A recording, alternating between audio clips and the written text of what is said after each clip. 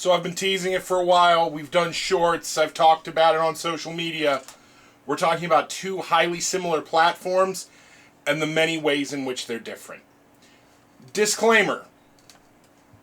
These are set up to be as close to identical as I can get them with what's in-house.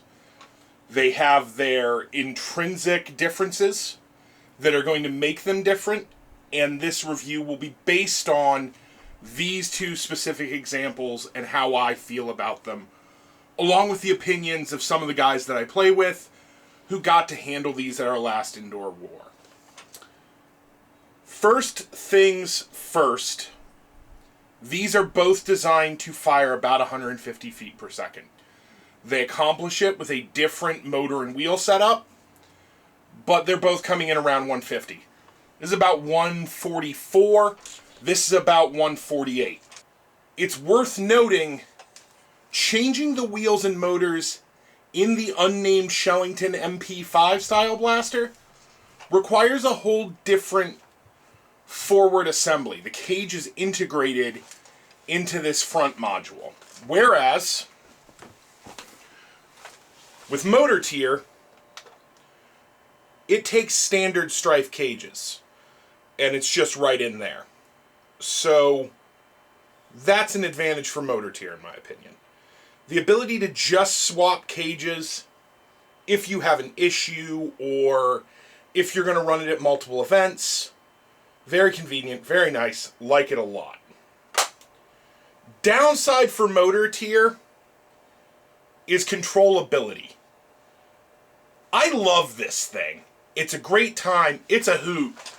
But you shoulder it and you pull the trigger, you're not getting single fire out of this thing, and it doesn't really stop itself. It doesn't have real cycle control to speak of. That can be a hardship. You might not want to deal with it. Whereas the unnamed MP5 style blaster had a little jam there. That is a downside to this platform. I've had a lot of stovepipes. Not a lot, but like enough to worry about.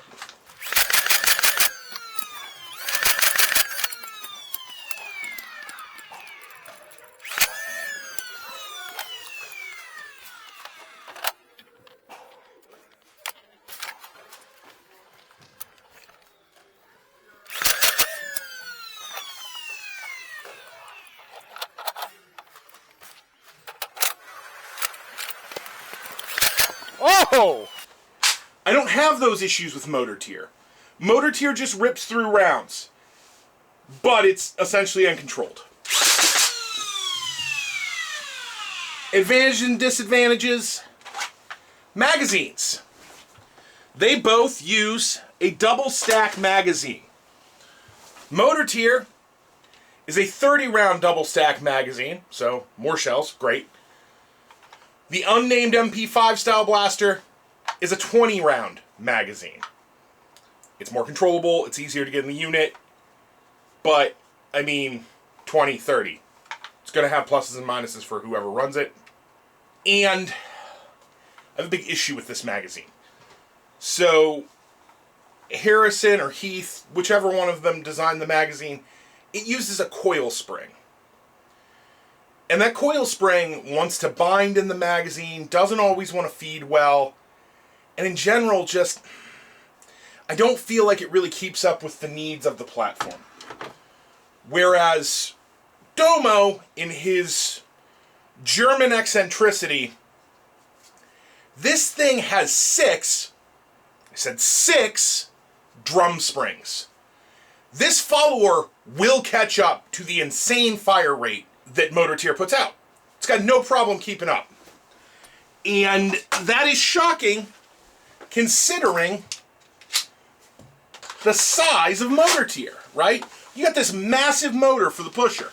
I talked about it in my initial review, I talked about it in the short, and this thing just, no problem, puts them downrange. Feels great doing it. It's loud, it's angry, it's big. Unnamed MP5 style blaster, again, it's good. Like, I'm not complaining about the thing.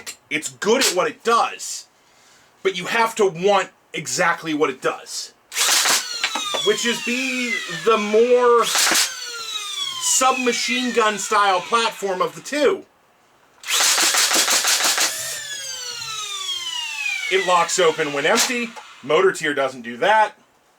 It's very good at what it does. But here's my last pros cons. This isn't really available. It's still in beta, and even beta units aren't readily available from Shellington at this time. I had a friend, he loved this thing, right? Put it in his hands, and Connor, the Pocket Cajun, immediately was like, that's great, where do I get one? I want one of those. And I had to look at him and go, I don't know. You can't. They're not available. So he tried to buy mine. Obviously, I don't want to get out of a platform I just got into. And he ended up buying one from Kevin Moritz's house cleaning sale, where he's getting out of the hobby, so he managed to find one. But this is an unavailable platform that's brand new, that's doing a job, and I don't know that that job needs done. Because Motor Tier's already out there doing the job. Yeah, it's not as controllable, and it doesn't have Picatinny rails.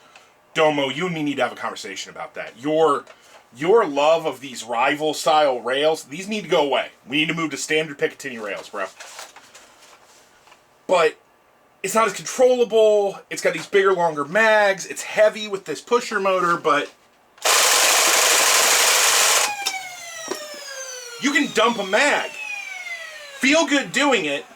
Deprive someone of a location and do it at any FPS you want, day to day.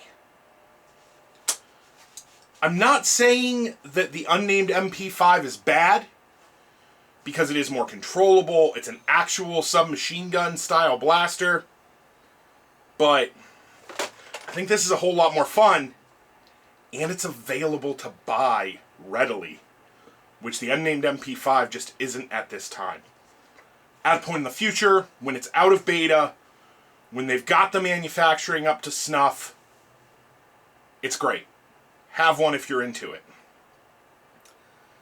But I don't know when that point is going to be. Whereas this is available right now on the Genco Megawerks Etsy store. Anything you order from Domochevsky is a distinctly enjoyable experience where he walks you through every aspect of him printing, assembling, testing the unit. And I can't say that about most designers. So I guess this is yet another video where I tell you, just go buy this thing from Germany. I have more fun with it.